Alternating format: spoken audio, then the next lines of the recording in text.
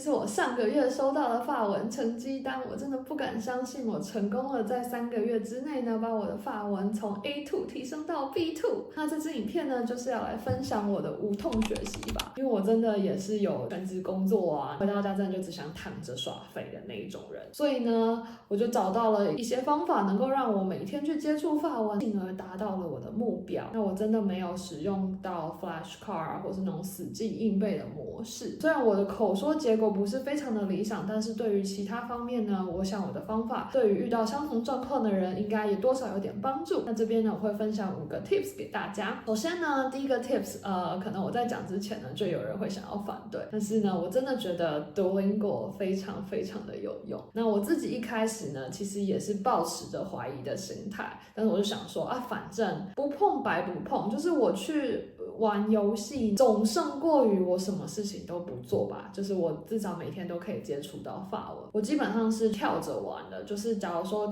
它前面2个小单元就是做完之后，我就直接可以跳到下一大单元下去。那如果不会的话，再回去做小单元的复习，然后直到过关为止。它比我想象中的意外有用，就我基本上没有用任何的 flashcard 传统的背单字方式，我觉得我的单字的词汇量来源都是从Duolingo来的。那这支影片没有业配哦，我是真心的这么觉得。我也刷完了全部的法文的单元到 B2。网络上常常大家讲说，那只猫头鹰Duo会去请了你。最好玩的就是大家如果不想听破梗的话呢，可以直接点到下一小章节。那大家如果想知道最后一关它到底教你什么呢，请继续看下去。没错，它最后一关呢，就是在教你怎么样感谢那只鸟，如何请了你。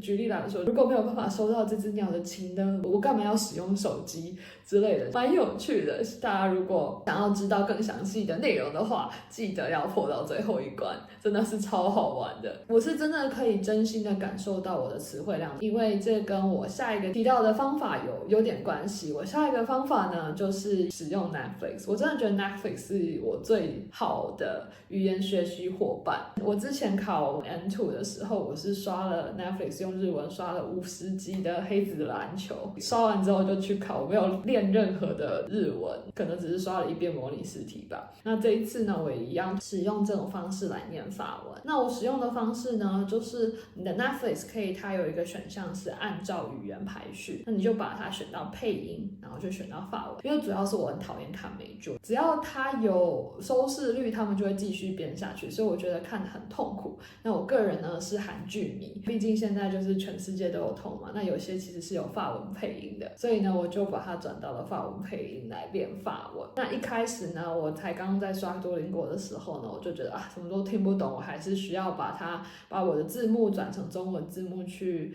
了解，然后再把它转回法文字幕。但渐渐我刷到后来就发现，我转回去中文字幕的次数越来越短，甚至到最后我可以稍微停下来去查其中几个单字，然后我基本上是完全听得懂那个整出句在讲什么的。我知道《爱的迫降》有法文配音，气象厅的人们也有法文配音，我的女神室友斗娜也有法文配音。那我最近就是看了这几部剧，大家可以去选择自己喜欢的戏剧，只要它有法文配音，我觉得真的学起来会非常的无痛，因为你就是想追剧嘛。那既然的话，你就用法文去追剧吧。如果遇到不会的单字呢，可以停下来去找资料，倒带15秒，其实还蛮有用，就是你可以一直回放，一直回放，一直回放，直到你听得懂，直到你会跟着念，直到你了解那句话在讲什么。或是呢，你可以把它换成中文字幕，然后看完1遍之后再把它回放回去。我真的觉得是非常有用，欢迎大家使用这个方式呢来练习自己的法文。我真的觉得我的听力跟我的就是理解力是靠这样练起来的。那第3个呢，就是使用 ChatGPT 啦。真的 ChatGPT 是一个非常非常合适的语言学习伙伴，你可以靠它查字词的意思，它还会给你例句。我主要呢是跟他讲说我要考就是怎么样的考试，那可不可以给我一些练习写作的题目，然后我根据他给的题目写完之后呢，我把他的答案丢回去叫他改。像假如说我的目标是要达到 B2， 我就跟他讲说，你给我 C1 level 的答案，给我之后呢，我再把它背起来，可能多念几遍，念7遍以上，基本上它就已经有点升值在你的脑海里面了。之后呢，你在写作的时候，它就很自然而然的会可以流淌而出，所以我觉得还蛮有用的，可以就是运用它跟你做各种不同的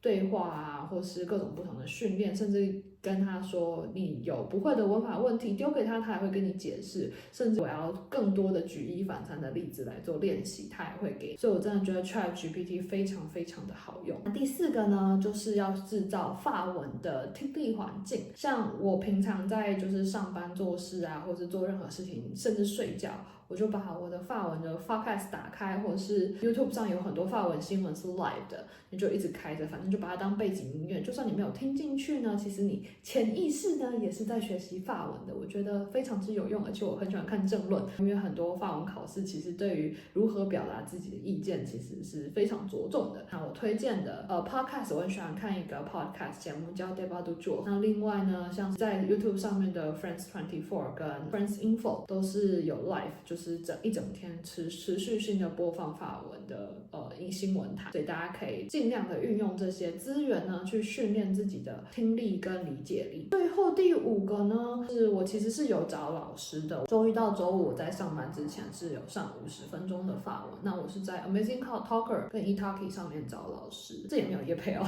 我是被业配吸引进去，想说 Amazing Talker 应该可以找到比较便宜的老师。那其实我对于就是找老师这一块，我觉得我没有到太大的期望值，我主要就是想要找人可以陪我练法文，可能纠正一下发音啊之类的，因为老师在上课的过程中也只是跟我过一遍考试内容而已。我其实不觉得他对我的帮助在所有的过程中有到很大，但是他对于你要如何纠正你的发音其实还蛮有用的。所以我也这边没有推荐什么老师，但大家就是去找反正最便宜符合自己时间需求的老师就好，因为毕竟纠正发音这件事情其实还蛮好做到的。这个方式呢，主要就是让你每天都可以接触法文，而且有人跟你约好之后呢，你就比较容易起床去做这件事情，那每天就可以持续的接触到法文。最后一个小小的 bonus 呢，就是我自己在练法文的时候呢，自己做了一本书，就是运用 Amazon 的自主出版。那